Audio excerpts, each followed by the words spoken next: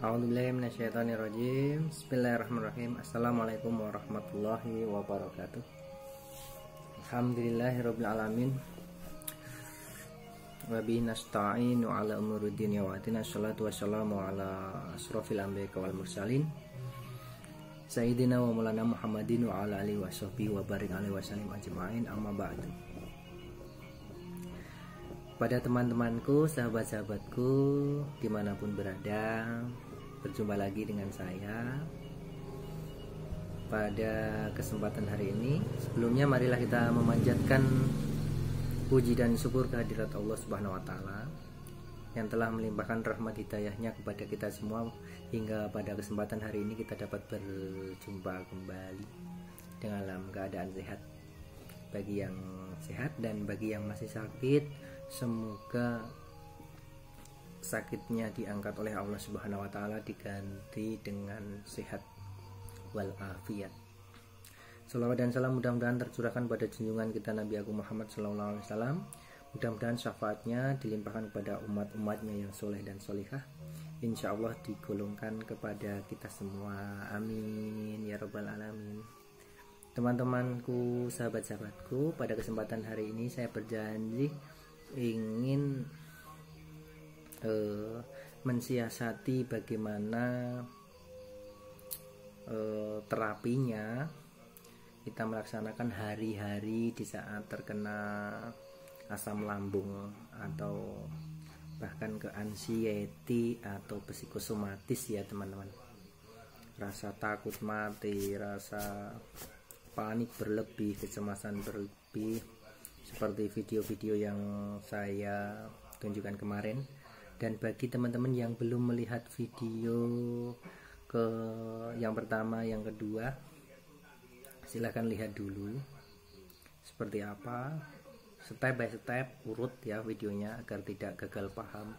Biasanya orang anxiety itu banyak yang kurang paham teman-teman, seperti saya dulu yang merasakan 1 tahun lebih itu kurang paham dengan apa yang dinasihatkan oleh mentor-mentor sebelumnya kayak gitu.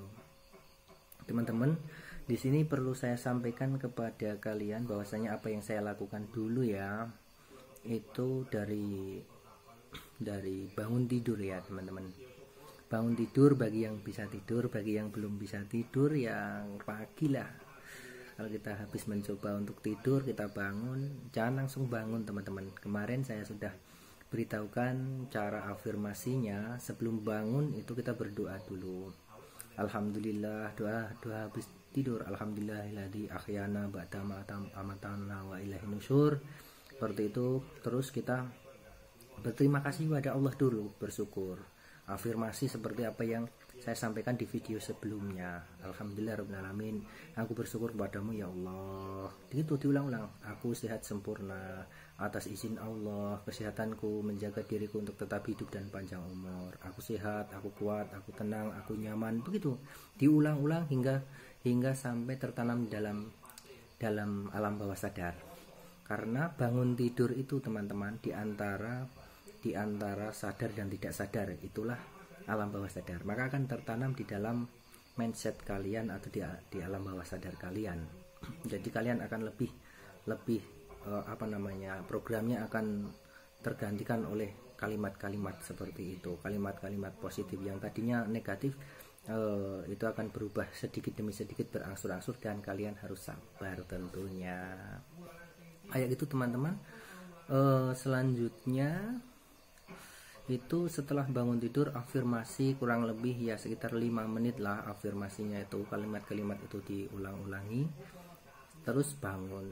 Setelah bangun, apa yang harus kalian lakukan? Itu silahkan minum air hangat teman-teman. Minum air hangat setengah gelas atau 1 gelas kurang lebih ya, antara setengah sampai 1 gelas itu diminum hangat, suam-suam kuku ya, diminum. Jangan lupa berdoa, syukur-syukur di Al-Fatihah dulu, Al-Fatihah itu didoakan dulu, diminum. Insya Allah kristal-kristal yang ada di dalam air itu dengan doa kita, air ini menyehatkan ya Allah atas izinmu, maka saya akan minum ya Allah. Al-Fatihah kayak gitu. Bismillahirrahmanirrahim. Minum lagi, nikmati nikmatnya ya Allah. Terima kasih aku masih bisa dibangunkan ya Allah, aku masih bisa bernapas meskipun ada rasa sakit, nggak apa-apa ya Allah, aku ikhlas, Engkau mengurangi dosa-dosaku ya Allah. Seperti itu, syukuri aja, nikmati aja meskipun sulit untuk menyukuri, itu sulit ya. Rasa puas juga sulit rasanya, pokoknya selalu bingung, nggak jelas rasanya, seperti yang saya sampaikan video 1-2 dan itu teman-teman. Terus setelah itu kalian apa yang harus kalian lakukan? Sikat gigi. Sambil sikat gigi kalian afirmasi di dalam hati, aku sehat, aku kuat, kayak gitu. Sikat gigi itu akan masuk ke alam bawah sadar. Posisi sikat gigi, aku baik-baik saja, aku sehat sempurna, aku baik-baik saja, aku kuat, aku nyaman, aku tenang, gitu. Sambil sikat gigi itu akan masuk ke alam bawah sadar. Coba praktekkan. Saya dulu mempraktekkan selama 41 hari. Seperti itu terapinya. Dan berikutnya nanti sholat subuh. Setelah sholat subuh nanti kalian afirmasi lagi. Habis doa afirmasi. Habis doa sambil tarik nafas. Wah, aku sehat, aku kuat. Besok itu ada sesi meditasi yang akan saya sampaikan kepada teman-teman. Sesi meditasi itu seperti apa? Habis sholat kita meditasi kayak gitu, kita atur napas agar kita lebih tenang, pernapasan perut supaya kita tidak merasa sesak karena kekurangan oksigen ya, ngos-ngosan ya. Biasanya kan seperti itu, ngos-ngosan, napas pendek itu dengan pernapasan perut. Kalau kalian lihat video sebelumnya, pasti tahu juga. Terus berikutnya habis afirmasi, habis sholat subuh afirmasi, terus kalian melakukan kegiatan, bisa nyapu, jangan tidur lagi, usahakan. Tapi kalau misalnya kan biasanya mikir begini, wah aku semalam tidak bisa tidur, sekarang agak ngantuk-ngantuk, siapa tahu saya bisa tidur, saya akan coba tidur lah misalnya. Tapi kalau menurut saya nggak usah aja dulu lah, nggak usah tidur dulu. Karena apa? Itu kesempatan kita untuk menggerakkan tubuh kita di pagi hari sambil menikmati udara segar atau nyapu di halaman. Bisa nyapu di halaman, lemas-lemas kita coba dulu kayak gitu, gerak sedikit. Nah nanti pagi-pagi ya, itu habis sholat subuh biasanya kan masih agak gelap, masih ini, kalau bangunnya jam 5 biasanya bangun, nggak sholat berjamaah ke masjid misalnya, apalagi sekarang lagi pandemi kayak gini ya, kita nggak ke masjid, sholat di rumah dulu bersama keluarga bisa. Nanti habis sholat subuh kegiatan kayak gitu, nyapu-nyapu halaman atau nyapu-nyapu di ruang tamu atau lap-lap, pokoknya itu ada kegiatan-kegiatan gitu biar kalian bergerak. Setelah itu teman-teman nanti kan ada muncul matahari. Kalian saya sarankan untuk berjemur. Kalau di tempat saya tuh mataharinya susah. Misalnya kemarin ada teman yang dari Jawa Timur itu katanya di lereng gunung apa kayak gitu. Ini susah di tempat saya tuh matahari susah. Nggak apa-apa, tetap berjemur. Matahari datang itu kita tetap berjemur. Meskipun nggak ada mataharinya, kita tetap di luar. Nah itu. Syukur-syukur matahari yang dapat matahari sinarnya, kalian berjemur di situ 15 menit lah, kurang lebih 15 menit. Syukur bisa keluar keringat. Karena bagi yang terkena anxiety ini biasanya orangnya itu selalu menggigil ya. Selalu menggigil. Nah, selalu menggigil, rasanya tremor kayak gini, ngewel-ngewel kayak gitu. Orang Jawa ngewel-ngewel. Terus rasanya tuh lapar terus, meskipun habis sarapan tetap rasanya lapar, habis makan rasanya tetap lapar kayak gitu. Dan makanya makan kalian itu bisa sebelum berjemur itu sarapan pagi, atau habis berjemur juga sarapan pagi. Itu tergantung biasanya kalian. Kalau pagi-pagi itu sarapan dulu ya sarapan dulu. Sarapannya tidak harus banyak teman-teman, yang penting kalian tidak lemes. Dan sering-sering makan. Bagi yang belum bisa puasa, sering-sering makan. Tapi kalau yang sudah bisa puasa itu jos, saya acungi jempol, itu sudah tahap untuk sembuh itu. Tapi kalau yang belum bisa puasa nggak apa-apa, sabar dulu. Tapi makanya sering-sering makan. Pagi sarapan, sebelum berjemur itu bisa sarapan. 1 suap, 2 suap, 3 suap sampai 5 suap aja, nggak usah banyak-banyak. Nanti kalau banyak-banyak kalian kebanyakan di lambungnya asam lambungnya naik, bisa reflux naik ke sini, panas lagi, sensasinya muncul lagi kayak gitu. Jadi kalian atur itu sedikit demi sedikit makannya itu. Nah setelah itu teman-teman, setelah sarapan terus kalian makan atau minum air hangat gula. Biasanya orang yang berpikir, orang yang anxiety psikosomatis itu jangan takut karena kalian itu mempunyai kadar gula tinggi atau misalnya sakit gula, itu tidak. Saya yakin itu karena saya mengalami. Dulu saya takut minum air gula, tapi karena saya takut, saya minumnya cuman itu, habis makan saya minum teh biasa nggak pakai gula, itu ternyata bikin lemes. Itu yang bikin lemes itu karena kita kekurangan gula. Kalau kalian kurang yakin, bisa cek ke dokter biasa aja, dokter kampung itu pakai yang jarum itu, dicek berapa sih gula saya itu, oh ternyata sekian. Nanti kalau misalnya masih agak normal, kurang normal dikit, bisa minum gula itu habis makan agar perut tidak sakit. Habis makan, habis 5 suap, 3 suap itu minum, nggak usah banyak-banyak. Makannya nggak usah banyak-banyak, minumnya air gula itu. Air gula saya dulu, air putih saya kasih gula, minum lumayan, itu akan membuat kita lebih teges, nggak lemes-lemes, nggak ngewel-ngewel, itu mengurangi. Nanti habis itu berjemur, melakukan aktivitas lagi, bisa ngapain aja lah yang di kampung, misalnya jalan-jalan, jogging, atau ngapain lah di rumah, kegiatan apa gitu biasa aja, dibuat normal aja. Nanti jam 10 makan lagi teman-teman, makan jam 10 makan 5 suap, 4 suap kayak gitu. Kalau misalnya masih ini, coba minum air gula lagi sedikit, nggak perlu banyak, atau ngemut gulo.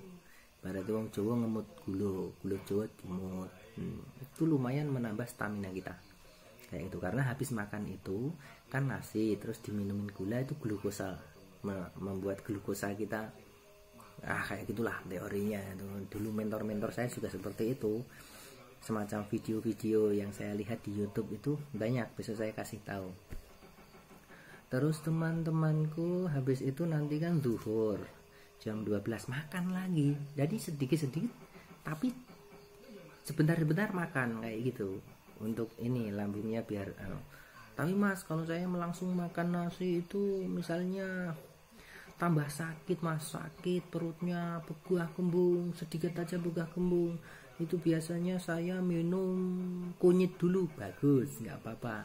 Tapi kunyit bagi yang darahnya rendah, tensinya rendah ya teman-teman. Saya dulu juga minum kunyit pagi sebelum makan apa-apa, itu kunyit kayak gitu. Tapi ternyata darah saya itu tensinya rendah, saya nggak cocok ternyata pakai kunyit.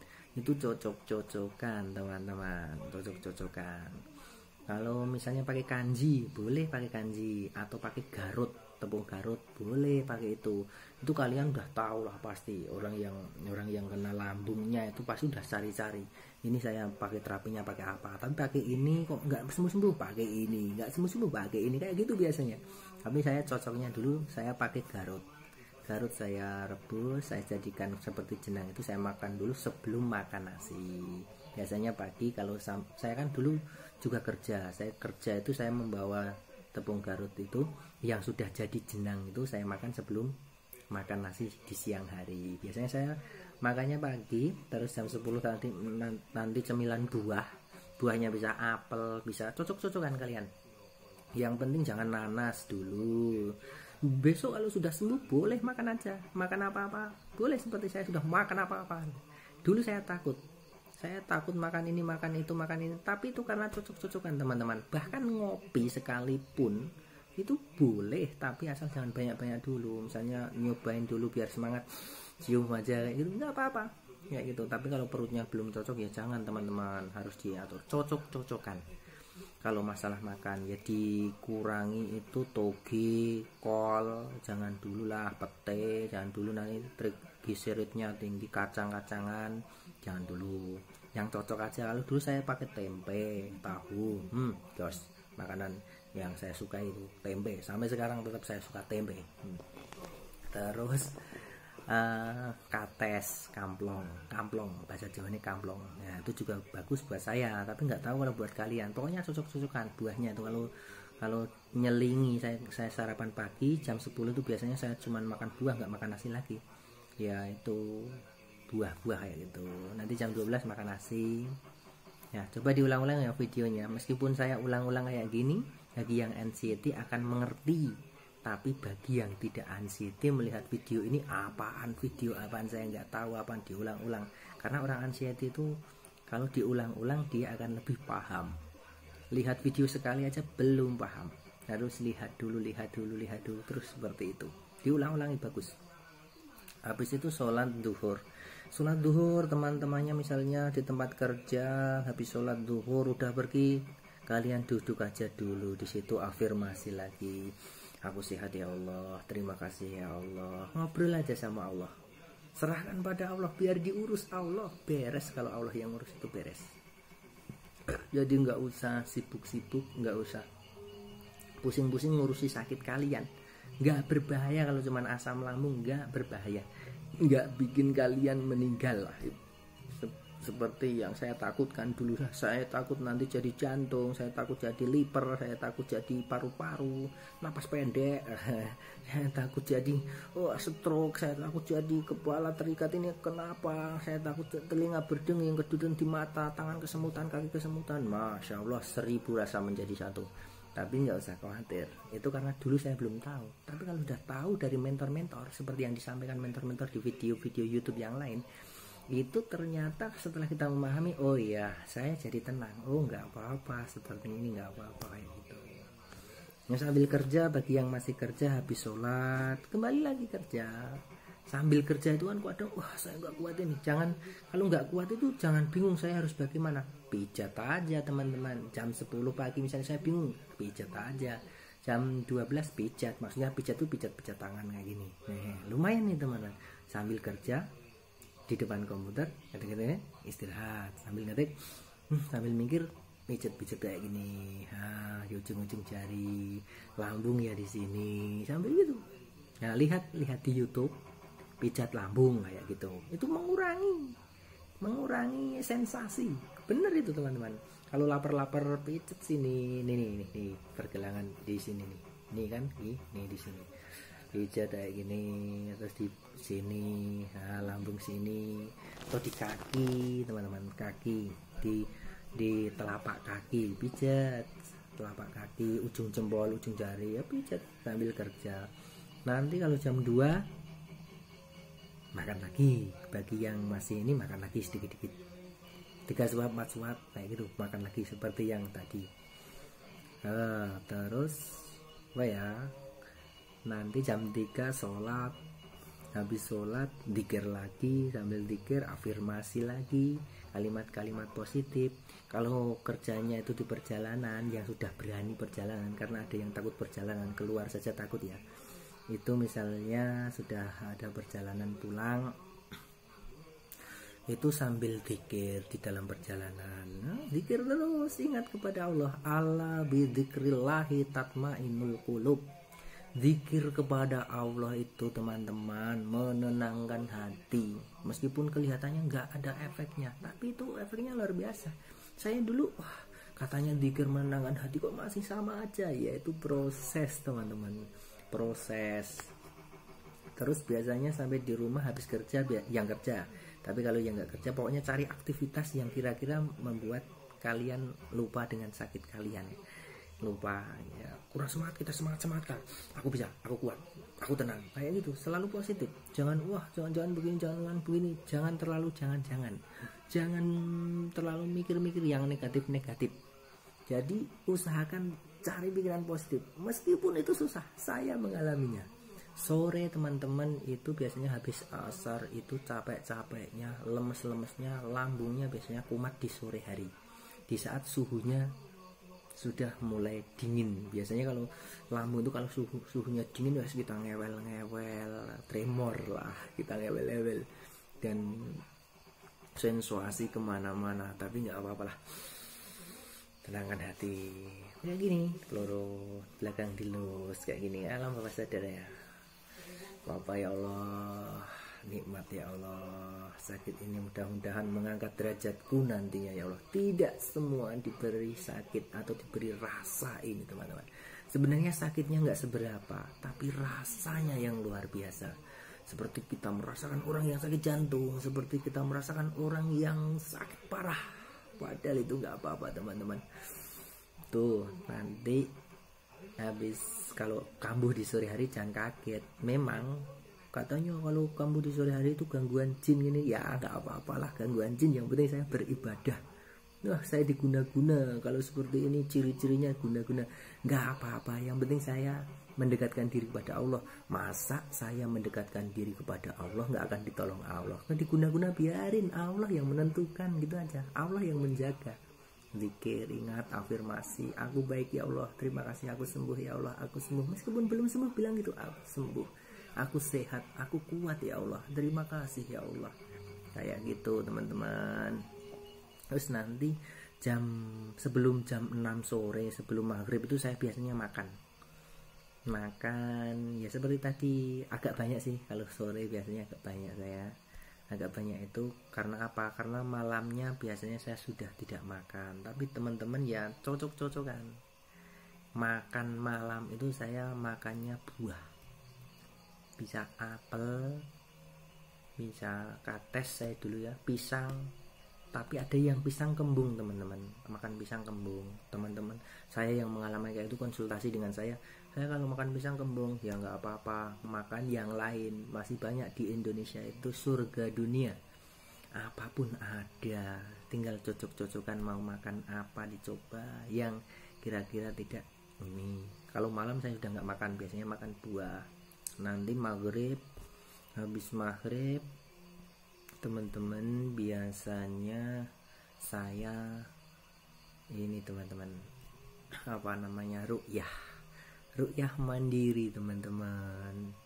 Saya dulu pelatihan ruqyah, pernah melakukan pelatihan ruqyah, dan itu ternyata bisa ruqyah mandiri. Bagi yang muslim ya ruqyah mandiri, bagi yang non muslim ya silahkan dengan cara agama kalian, keyakinan kalian yang bisa menenangkan diri kalian itu seperti apa, bisa. Bagi yang muslim biasanya saya ruqyah mandiri pakai gelas. Ya, ada contoh ya? Wah, nggak ada ya, di kamar nggak ada gelas ya. Biasanya gelas ini seperti ini kan gelas. Saya pegang gelasnya kayak gini, kasih air, kasih garam dikit aja, garam kayak gitu.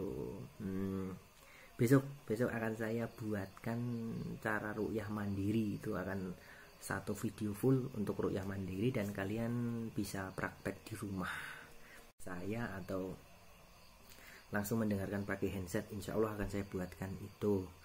Terus pas ruqyah itu teman-teman pakai air garam. Terus kalau punya daun bidara pakai daun bidara pakai daun bidara. Nek wong Jawa ngarani widoro, godhong widoro.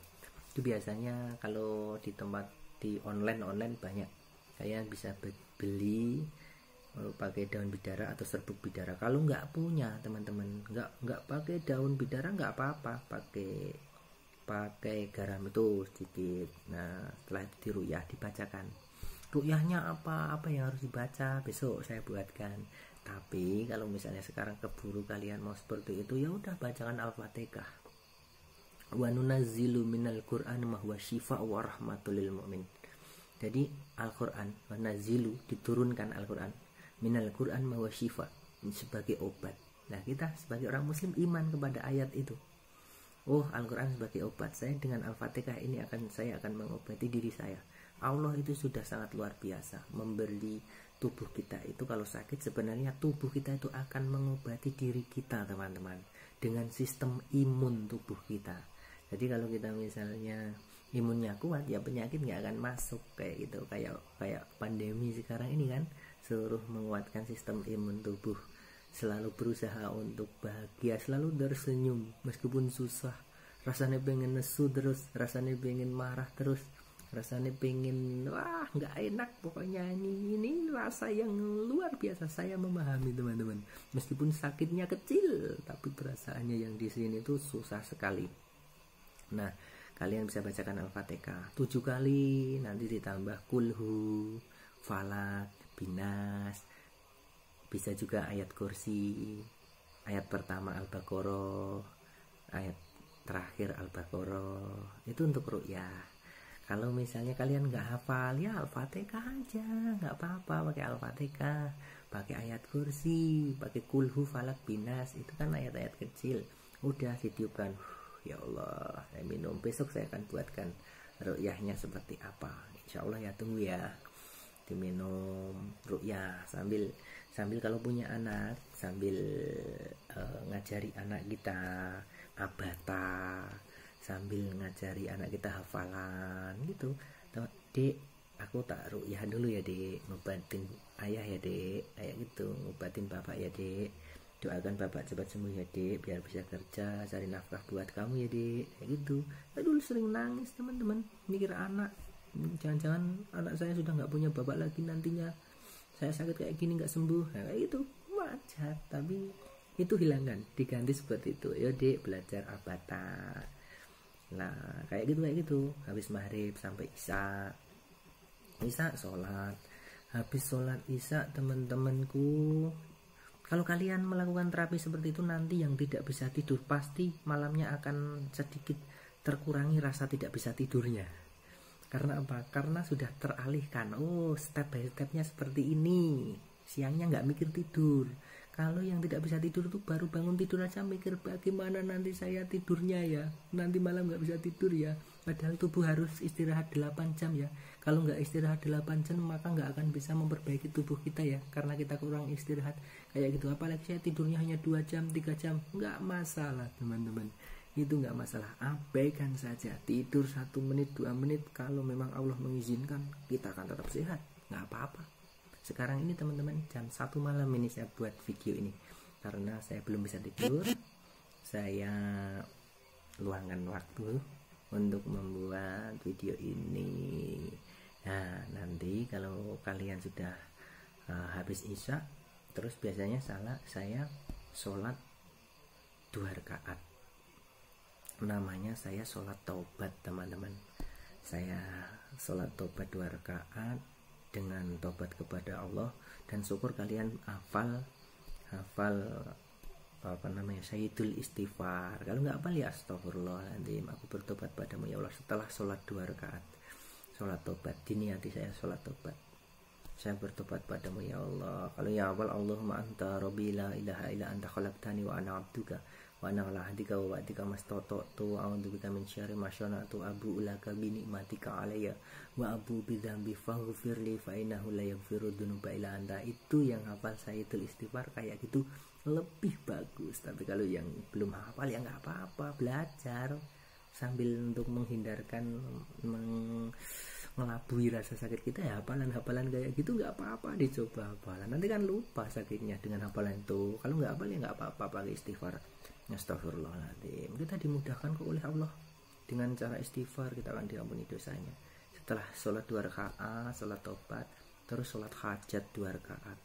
Sholat hajat diniati aku sholat hajat ya Allah. Kalau yang pakai usoli nggak apa-apa, usoli sunatan hajat, yang usoli sunatan taubat dan nasuha. Kalau yang nggak pakai usoli, yang nggak yakin pakai usoli, ya saya niat sholat hajat, Allahu Akbar, kayak gitu.